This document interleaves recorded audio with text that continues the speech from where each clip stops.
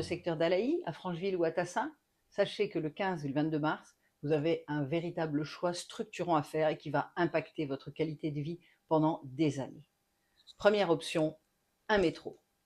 Deuxième option, un tramway.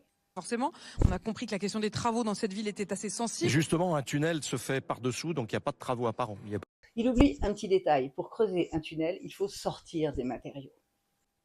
Dans ce chantier, les matériaux étaient évacués par des boues, en fait par des tuyaux qui les emmenaient jusqu'à la Seine. Et cela évitait 250 camions par jour. Je pense que ce chiffre est sous-estimé et qu'on serait plutôt autour de 300 ou 400 camions par jour. 300 ou 400 camions par jour, donc si on part d'une journée en gros de travail de 8h, 18h, eh ben, ça fait un camion toutes les 2 minutes. On imagine bien que ceci ne va pas se passer place Bellecour, donc un camion toutes les 2 minutes, ça sera pour le secteur d'Alaï. Un camion toutes les 2 minutes devant chez vous pendant des années. Pour le tramway, vous savez qu'il y a une partie du trajet qui est enterrée. Et le choix a été fait d'une sortie sur la Saône avec une évacuation par des bateaux. Ça veut dire qu'il n'y aura pas de camions et pas d'impact en surface.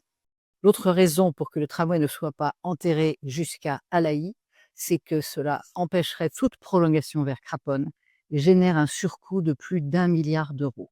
Éole est sans doute le dernier tunnel sous Paris.